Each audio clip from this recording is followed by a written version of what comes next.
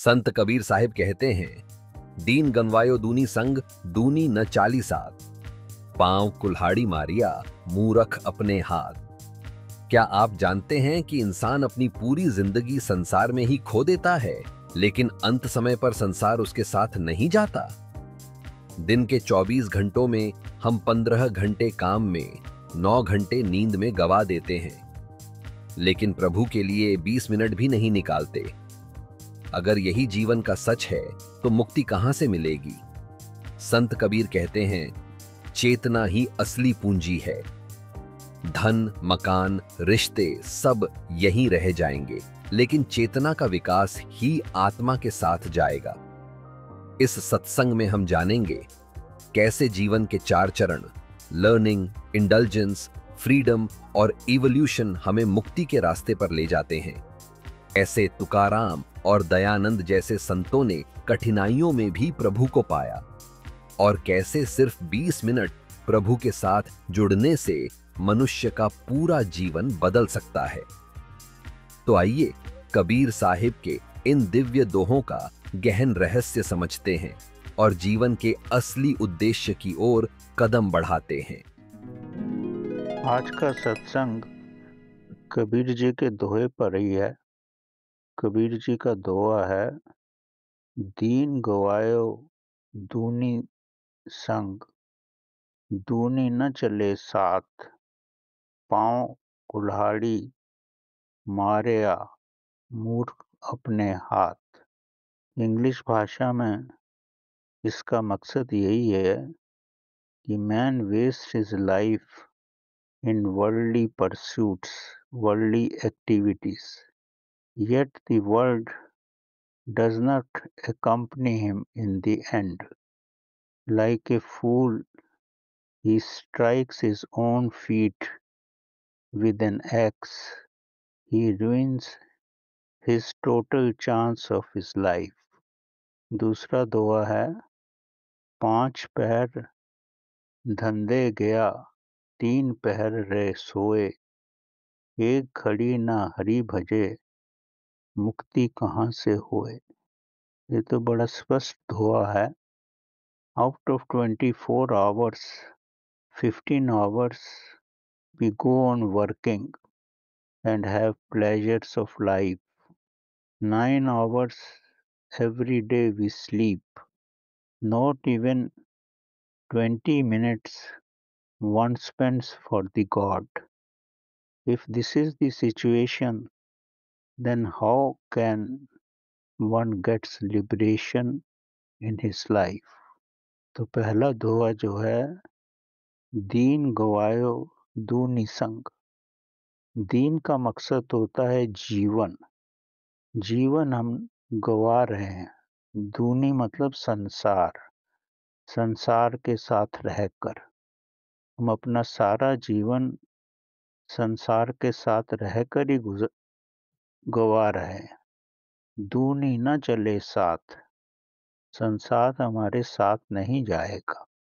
जब अंतिम समय आएगा, जो भी आपने सारे जीवन में जमा किया है, कलेक्ट किया है, चाहे धन है, जायदाद है, सोना चांदी है, वो सब इधर ही रह जाएगा। आपके साथ कुछ भी नहीं जाएगा। आपके साथ क्या जाएगा, ये सोचने वाली बात है। आपका जब जन्म हुआ, आपके साथ केवल चेतना ही थी, चेतना का बीज ही था। और अगर आप चेतना के इस बीज को विकसित करोगे, इसका पौधा बनाओगे, पौधा बड़ा होगा तो इसमें फल फूल लगेंगे, इसमें पुष्प आएंगे। तो ये विकसित चेतना ही आपके साथ जा सकती है, और विकसित चेतना ही ब्रह्मांड में ब्रह्मांड की शक्तियों के साथ मिल सकती है। अन्यथा इसके अलावा जो भी आपने भौतिक पदार्थों के रूप में जीवन में जमा किया है, ये आपके जितने भी मित्र हैं, जितने भी रिश्तेदार हैं, जो भी है आपके साथ, सब इधर ही रह जाने वाला है। केवल आपकी चेतना का विकास जो प्रभु की कृपा से ही होता है, वही आपके साथ जाने वाला है। इसी दोहे का दूसरा अंग है, पाँव कुल्हाड़ी मारया मूरख अपने हाथ। इस तरह अपना सारा जीवन व्यक्ति ऐसे ही समाप्त करता है जैसे अपने पैर पर स्वयं ही कुल्हाड़ी मार रहा हो। उस जैसा कोई मूर्ख नहीं है, क्योंकि अपने साथ तो वो कुछ भी नहीं ले जाता। जो बीज रूप में आत्मा को लेके आया था, उसको भी भ्रमित करता है। और मनुष्य जीवन से अगर उसको विकसित नहीं करता, तो फिर 84 लाख योनियों में भी जा सकता है, कुछ भी हो सकता है। जैसे उसकी चेतना होगी, वैसा ही भविष्य में उसका जन्म होगा। अब प्रश्न है कि हमें जीवन इस संसार में रह कर के कैसे गुजारना चाहिए, ताकि हम प्रभु के तरफ अग्रसर हो सकें। सबसे पहले तो ये समझना बहुत ज़रूरी है कि जीवन क्या है। इस जीवन में ही हम संसार के साथ रहते हैं। संसार तो आपको पता ही है। संसार में आप धन कमाते हैं, व्यापार करते हैं, ज़मीन जायदाद बनाते हैं, रिश्ते बनाते हैं, किसी के साथ मनमुटाव करते हैं, कोई मित्र बनाते हैं, धन संपत्ति को बढ़ाते हैं। इससे बढ़ के तो कुछ नहीं कर सकते। ये संसार आपको केवल रोटी, कपड़ा और मकान देता है। बड़े से बड़ा घर बना लो, अच्छे से अच्छे पदार्थ खा लो, सुंदर से सुंदर कपड़े पहन लो, वो सब क्षण भंगुर ही है और सभी शीघ्र अतिशीघ्र समाप्त ही हो जाता है। पर ये भी बहुत ज़रूरी है, इसके बिना भी संसार में नहीं रहा जा सकता। पर यही सब कुछ नहीं है।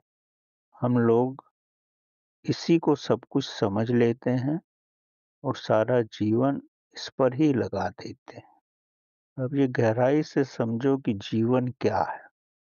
जीवन को अंग्रेजी भाषा में लाइफ कहा जाता है। लाइफ 4 शब्दों से मिलकर बना है, LIFE। जिंदगी को समझना बहुत कठिन है, इसकी गहराई में जाना तो और भी कठिन है। पर साधारण रूप में सरलता से ये समझा जा सकता है कि एल का मतलब है लर्निंग। लर्निंग मतलब अध्ययन।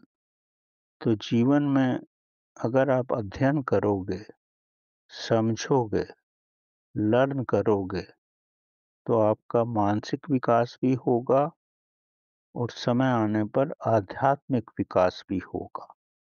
तो जीवन के पहले 20-25 साल तो लर्निंग में ही लगाने चाहिए, ताकि व्यक्ति का मानसिक स्तर उतना ऊंचा उठ जाए जितना कि वर्तमान में संसार की प्रगति है। तो लर्निंग, अध्ययन तो अत्यंत आवश्यक है। अब इसका मकसद ये नहीं है कि पहले 20-25 साल पढ़ लिए और उसके बाद अध्ययन भूल गए। अध्ययन तो प्रतिदिन आखिरी सांस तक ही व्यक्ति को करना चाहिए और मन में यही होना चाहिए कि मेरे को प्रतिदिन कुछ ना कुछ नया सीखना है। अपने कार्य के लिए तो आप सीख लेते हो और उसके बाद धन अर्जित करना शुरू कर देते हो। पर स्वयं को समझने के लिए तो जितना भी सीखोगे उतना ही कम है। इसका अध्ययन तो अंतहीन है। आप ये समझो, जब आपको पढ़ना लिखना आ जाए तो रोज अगर एक किताब के 10-15 पेज भी पढ़ो जिसमें कि मुश्किल से आधा घंटा लगता है या उससे भी कम लगता है। तो 1 महीने में 150-200 पेज आप पढ़ लोगे और कोई भी किताब 150-200 पेज से बढ़ के नहीं होती। अगर आपका ये संकल्प हो कि इतना तो मुझे पढ़ना ही है, तो 1 महीने में आप 1 किताब पढ़ोगे। 1 साल में 12 किताबें आप सरलता से पढ़ सकते हो। अगर आप 80, 90, 100 साल भी जीते हो, तो पहले 20 साल अगर निकाल भी दो, तो 60-70 साल तो आपके पास हैं ही। तो अपने जीवन काल में आप 1000 बुक्स बड़ी सरलता से पढ़ सकते हो। पढ़ो या सुनो, जैसी भी आपकी रुचि है, आप खुद ही अनुभव कर सकते हो कि जब आपकी अवस्था ज़्यादा हो जाएगी, तो आप में स्वाभाविक रूप से कितना ज्ञान होगा, कितना ज्ञान आपने अर्जित किया है। यही ज्ञान आप अपने बच्चों को भी देंगे। अगर आपने खुद ही कुछ नहीं किया है, तो आने वाली जनरेशन आपसे कुछ नहीं सीख सकती। तो सबसे पहले तो 20-25 साल आपको अध्ययन में गुजारना है। ये जीवन की पहली सीढ़ी है। दूसरा वर्ड आता है आई, LI। आई का मकसद है कि आपको जीवन में इंडल्ज होना है। आई मतलब इंडल्जेंस, लीन होना है। जब प्रभु ने जीवन दिया है, तो जीवन के हर पहलू को समझना है, जीवन का आनंद भी लेना है। तो पहले 25 साल के बाद दूसरे जो 25 साल हैं, उसमें आप कार्य करो, धन कमाओ, समाज की सेवा करो और जीवन को नियमित रूप से भोगो, ताकि ताकि आपके अंदर जीवन में सुखी रहने की इच्छाएं शून्य हो जाएं। जब 25 साल तक ये सब कर लोगे, प्रभु की कृपा से अगर आपके घर में 1-2 बच्चे भी हैं, तो 25 साल में वो भी जवान हो जाएंगे। तो जब आप 50 साल के लगभग हो गए, तब आप जीवन की इस धारा को समाप्त कर दो। इंडल्जेंस से धीरे-धीरे हटो। अगर नहीं हटोगे तो सारा जीवन इंडल्जेंस में ही रहोगे, धन ही कमाते रहोगे और मौज-मस्ती में ही जीवन आपका गुज़र जाएगा। क्योंकि संसार में मोस्टली लोग, अधिकतम लोग यही सब करते हैं और जीवन के अंतिम समय तक भी धन ही अर्जित करते रहते हैं। लेकिन अगर आपने जीवन को समझना है, तो 50-55 साल तक आपके पास प्रभु की कृपा से इतना हो जाएगा और आपके बच्चे भी अच्छे स्तर पर आ जाएँगे, तब आपका जीवन का तीसरा पहलू शुरू होगा, जिसको हम एफ कहते हैं, LIF। एफ मतलब फ्रीडम, स्वतंत्रता। अब आप अपने बच्चों से स्वतंत्र हो जाओ, अपने कार्यक्रम से भी स्वतंत्र हो जाओ। ये सब धीरे-धीरे होता है, एक दिन में नहीं होगा। इसको करने में भी 5-10 साल लग ही जाएँगे। तो 60-65 साल की आयु तक आप अपनी सब ज़िम्मेदारियों से अपने को पृथक करो, पर आपका अध्ययन जारी रहना चाहिए, ताकि आपका मस्तिष्क का विकास होता रहे। इसमें प्रभु की तरफ ध्यान भी लगाओ, जैसी आपकी वृत्ति बनती है, अच्छी-अच्छी विधियों को सीखने का प्रयत्न करो। अगर आप ठीक रास्ते पे हो, तो सब कुछ धीरे-धीरे आ ही जाएगा और 70-75 साल की एज तक आप पूर्ण रूप से स्वतंत्र हो जाओ और उसके बाद का जो समय है, तब आप बिना समय व्यर्थ करते हुए पूरा समय ही प्रभु की आराधना में लगाओ। अब तक आपकी कली जो है बढ़ चुकी है, अब वो फूल बनने लायक है। तो लास्ट अक्षर होता है ई, LIFE। ई मतलब इवोल्यूशन। अब अपने जीवन को इवॉल्व करो फूल की तरह, ताकि उसमें प्रभु की ऊर्जा निकल सके, प्रभु की सुगंध निकल सके, जो आपके लिए भी लाभदायक हो, आपके परिवार के लिए भी और समाज के लिए भी, ताकि आप सरलता से मोक्ष प्राप्त कर सको। तो जीवन का मकसद यही है कि सारा जीवन जो है संसार के साथ रहकर नहीं गुजारना है। दीन गवायो दूनी संग। जीवन जो है संसार के साथ नहीं गुजारना है, पर अलग-अलग पद्धतियों पे चलकर, अध्ययन करके, स्वतंत्र होके और प्रभु के साथ एक होकर ही गुजारना है। तभी आप जीवन को समझ पाओगे और मुक्ति के रास्ते पर भी चल पाओगे। इसको आप एक कथा के माध्यम से भी समझ सकते हो। एक व्यक्ति अपनी एक दुकान चलाते थे, छोटी सी दुकान थी उनकी, पर दुकान उनकी चौराहे पर थी। उनकी दुकान से एक रास्ता दाएं को जाता था और एक बाएं को जाता था। तो अक्सर अनजाने व्यक्ति आकर पूछते थे कि उन्हें बस्ती में जाना है, तो कौन से रास्ते पर जाएं। तो उनको बहुत ध्यान से देखते थे और बोलते थे कि बाएं रास्ते पे चले जाओ, आपको बस्ती मिल जाएगी। वो व्यक्ति 1-2 घंटे चलकर बाएं रास्ते पर जब वहां पहुंचता था, तो वहां उसको शमशान घाट मिलता था।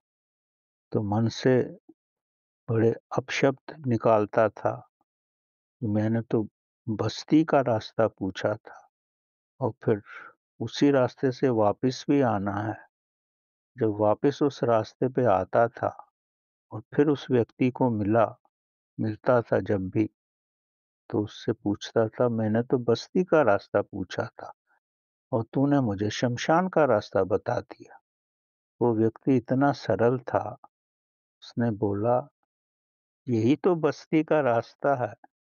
यहाँ पे जो जाता है वो ही बस जाता है, वहां से कोई वापस नहीं आता। ये बस्ती ही शमशान है। तूने बस्ती पूछी तो मैंने वही बताया कि अगर तेरे को बसना है, रहना है, तो यही सबसे उचित जगह है। तो अगर तेरे को बस्ती पे नहीं जाना था, संसार में जाना था, तो मैं तेरे को बोलता था इधर से चला जा। वहां तो संसार में तो कोई भी पूर्ण रूप से नहीं रह सकता। कुछ वर्ष रहता है और फिर उसको बस्ती में ही जाके रहना पड़ता है। तो इस कथा का मतलब यही है कि जब आप संसार में रहोगे, कुछ ही समय तक रह सकते हो, अंत में तो बस्ती में ही रहना है और वहां से कोई वापस नहीं आता। यहाँ बस्ती का मकसद ये है, अपनी आत्मा के साथ रहना है। अगर आप अपनी आत्मा के साथ रह लोगे, तो फिर वापस आने की आवश्यकता ही नहीं होगी। तो जीवन में यही प्रयत्न करो कि आप स्वयं की बस्ती में रह सको और जीवन में ऊंचे उठो। एक साधु महात्मा थे, तो एक शहर में पहुंचे, तो उनको राजा का महल दिखा। वो महल को भी घर ही समझते थे, महल को भी सराय समझते थे। संतरी के पास गए और बोले कि एक रात मेरे को इस सराय में रहना है। तो संतरी बोला, भाई ये सराय नहीं है, तो राजा का महल है। तो राजा भी वहां टहल रहे थे, तो उन्होंने ये बात सुनी। तो राजा ने बोला, ये तो मेरा महल है, मैं यहाँ का राजा हूँ। तो संत ने बोला, मैं 5 साल पहले आया था, तब तो कोई और राजा था। तो बोले वो मेरे पिताजी थे। कहते उससे पहले आया था तो एक और राजा थे, वो मेरे दादा थे। साधु ने कहा, तब तो ये सराय हुई ना भाई, यहाँ का संस्थापक हर 5 साल में बदल जाता है। तो मैंने कौन सी गलत बात बोली कि मैं सराय में एक रात रह लेता हूँ।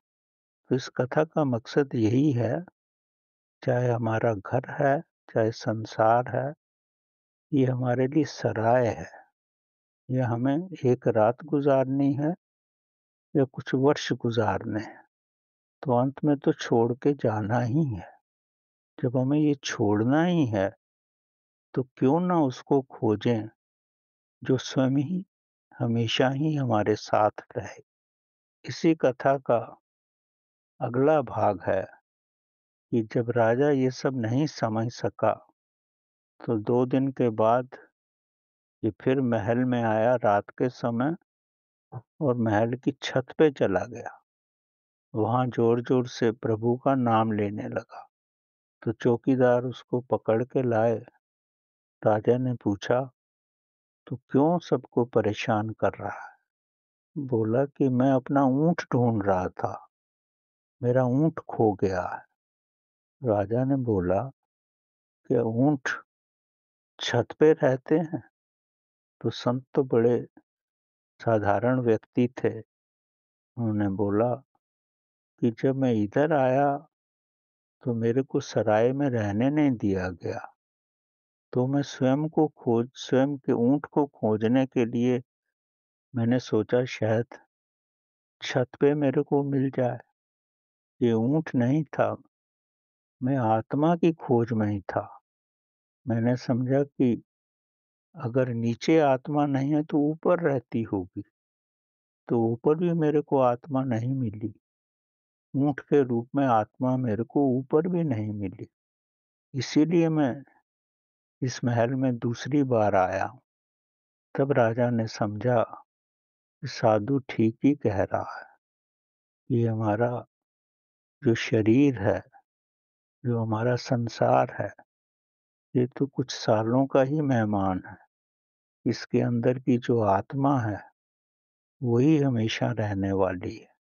तो उसने साधु को आदर सहित उसको बिठाया और आत्मज्ञान की उनसे शिक्षा ली और प्रभु के रास्ते पे चलना शुरू किया। जब दयानंद सरस्वती, जिन्होंने आर्य समाज की स्थापना की है, वो अपने जीवन में एक महान गुरु को खोज रहे थे। उनको कहीं भी ऐसा गुरु नहीं मिला जो उनको आत्मज्ञान की गहराई में ले जाए। तो अंत में वो एक गुरु के पास गए जिनके नेत्र नहीं थे। तो उन्होंने गुरु का दरवाजा खटकाया, तो अंदर से गुरु ने आवाज दी कि कौन है?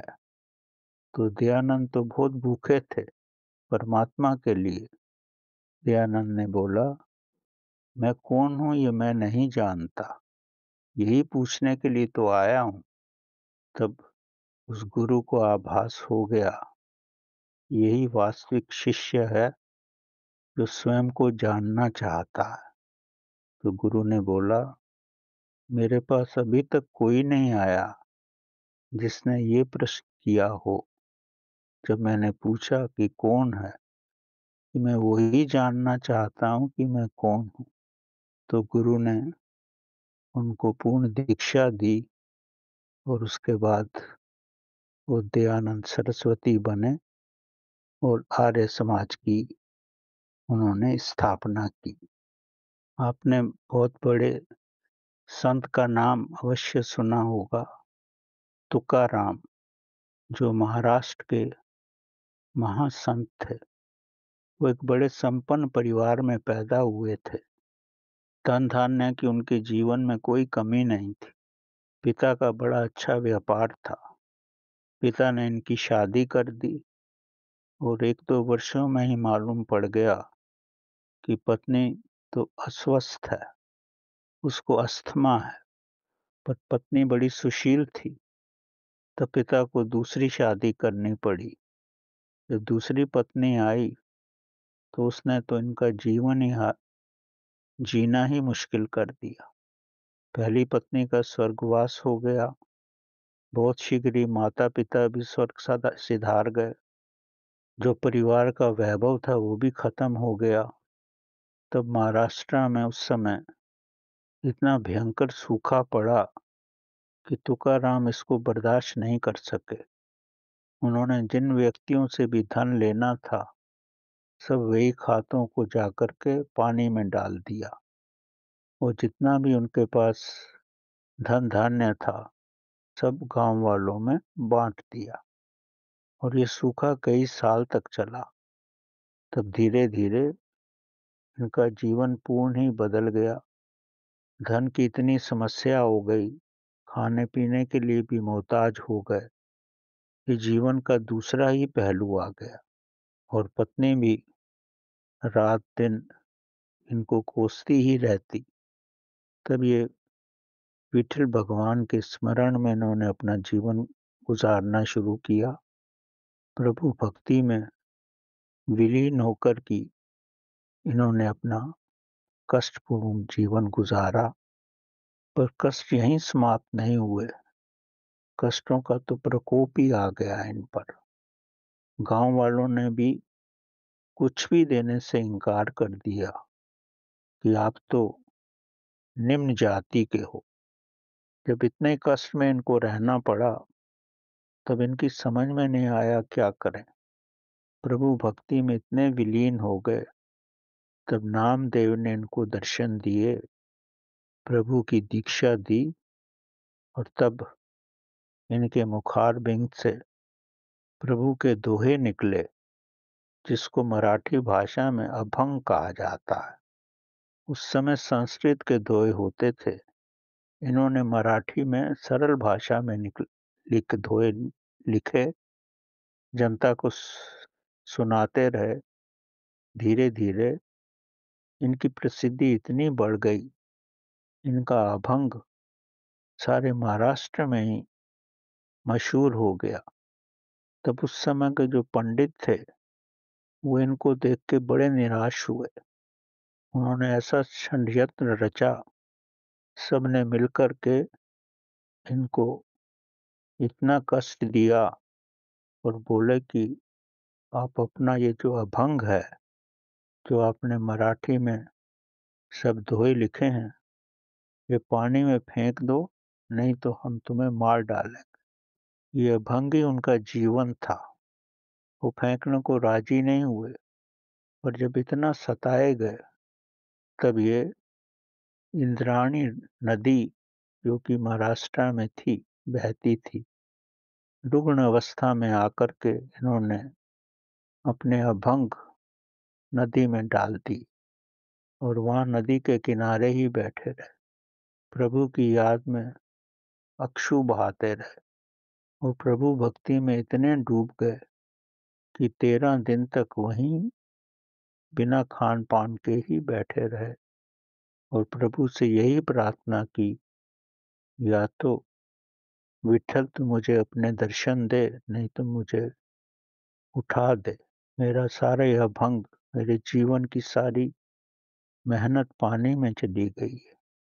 13वें दिन विठल भगवान बालक के रूप में आए, आके इनकी गोद में बैठ गए, इनको सांत्वना दी और तुकाराम जी को बोले, तेरे अभंगों को कुछ नहीं हुआ है।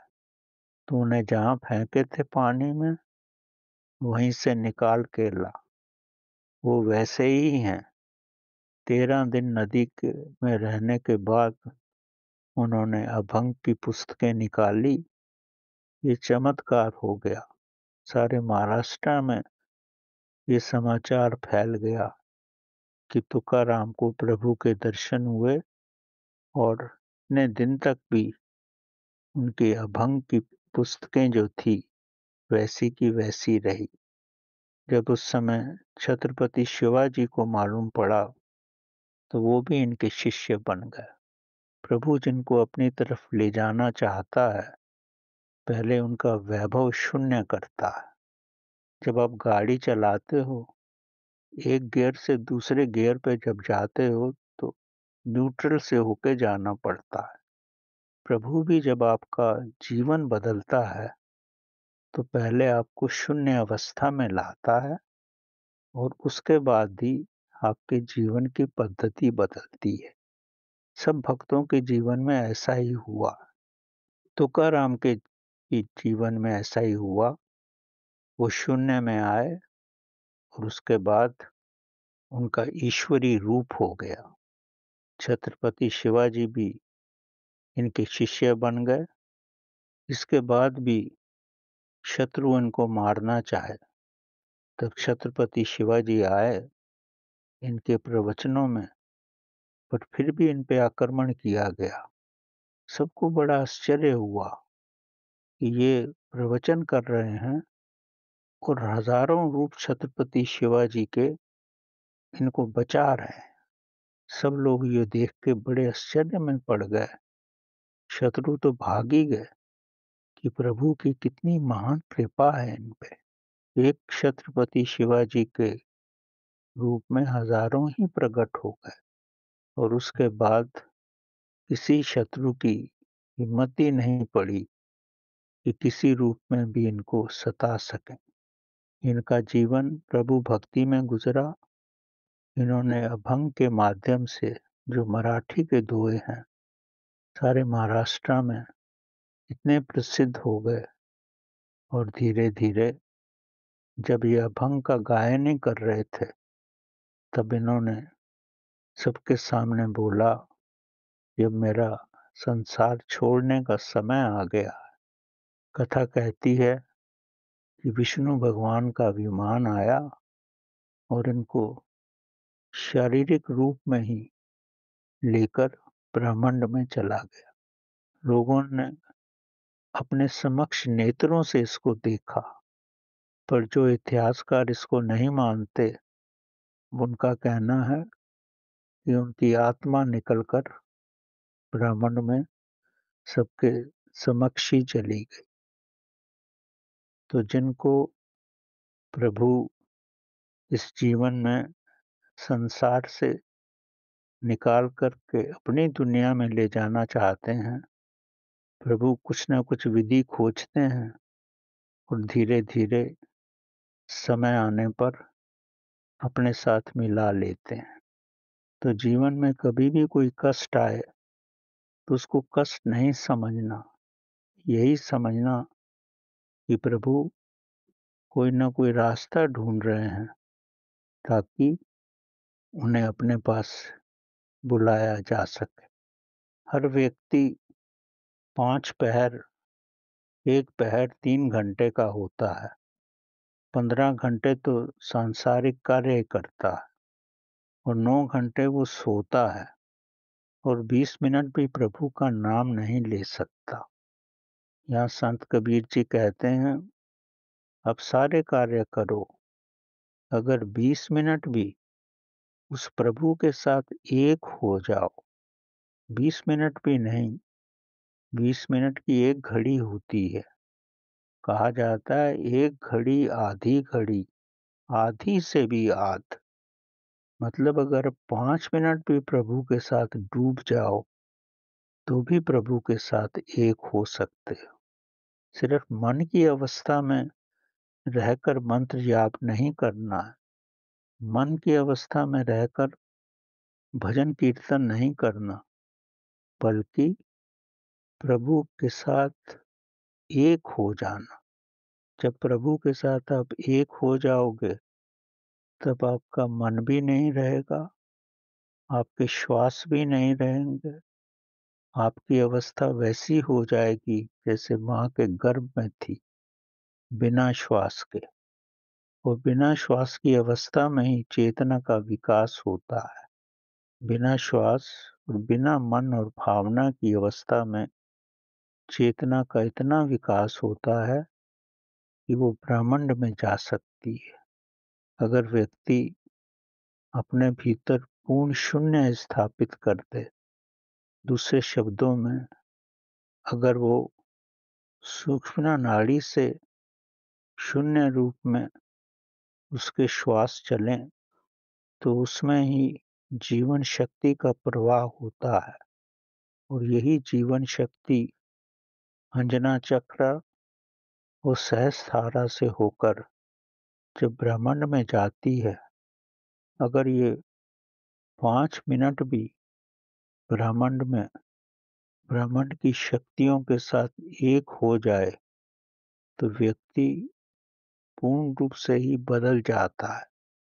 अगर 20 मिनट एक हो, जैसा कि संत कबीर ने कहा है कि 3 पहर भी, एक घड़ी भी प्रभु के साथ हो, 20 मिनट भी एक साथ रहे प्रभु के, तो भी वो प्रभु का महानतम रूप हो सकता है। अगर वो 40 मिनट शून्य अवस्था में बिना श्वासों के चेतना की गहराई में रहे तो वो प्रभु का प्रत्यक्ष साक्षात्कार कर लेता है। अगर साधक प्रतिदिन ये सब करता रहे तो एक समय अवश्य आ जाता है जब वो अपनी मन की अवस्था में न रह करके चेतना की अवस्था में रहता है। तब वो चांद का प्रतिबिंब पोखर में नहीं देखता, वो चांद के साथ ही एक हो जाता है, परमात्मा के साथ ही एक हो जाता है। और जब व्यक्ति परमात्मा के साथ एक हो जाए तो परमात्मा का ही रूप हो जाता है। जितना व्यक्ति अपने अंदर शून्यता स्थापित कर लेता है उतना ही उसका आध्यात्मिक स्तर ऊपर हो जाता है। अगर वो जल की तरह ही जीवन गुजारे, घमंड उसका शून्य हो जाए, जैसा जल का स्वभाव है नीचे ही उतरना, अगर व्यक्ति भी अपना जीवन बिना किसी घमंड के गुजारे तो जैसे जल नीचे उतर के अंत में समुद्र में मिल जाता है और समुद्र का स्तर सबसे निचला स्तर होता है और जैसे व्यक्ति का स्तर नीचे होगा उसमें घमंड शून्य होगा तो वो सागर का ही रूप होगा। और जो सागर का रूप, एक ओर सागर का रूप हो और दूसरी ओर समाधि का रूप हो तो वो पाताल लोक में भी और ब्रह्मलोक में भी प्रभु का इस स्वरूप देखता है। पाताल लोक और ब्रह्मलोक उसके लिए सब एक ही हो जाता है। अगर वो वृत्तियों से शून्य हो और चेतना से महान हो तो जीवन में ये सब सरलता से हासिल कर सकता है। अगर जीवन में एक घड़ी भी ऐसे रह ले तो ब्रह्म के साथ ही जीवन में मिल जाता है। यही महान अवस्था है और हमें जीवन में संसार के साथ न रह करके अपनी आत्मा के साथ रहें, विठल के साथ एक हो जाएं और अपने को कर्मों से अपने पाँव पे कुल्हाड़ी ना मारें, मूर्खों की तरह ना रहें और प्रभु के आशीर्वाद में ही जीवन यापन करें तो हमारा जीवन महान से महानतम हो सकता है। और यही संत कबीर जी की शिक्षा है कि 20 मिनट भी पूर्ण रूप से परमात्मा के साथ एक होने पर हम जीवन की सब समस्याओं से ऊपर आ जाते हैं।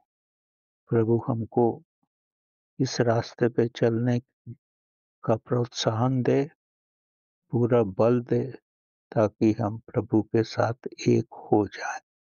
धन्यवाद।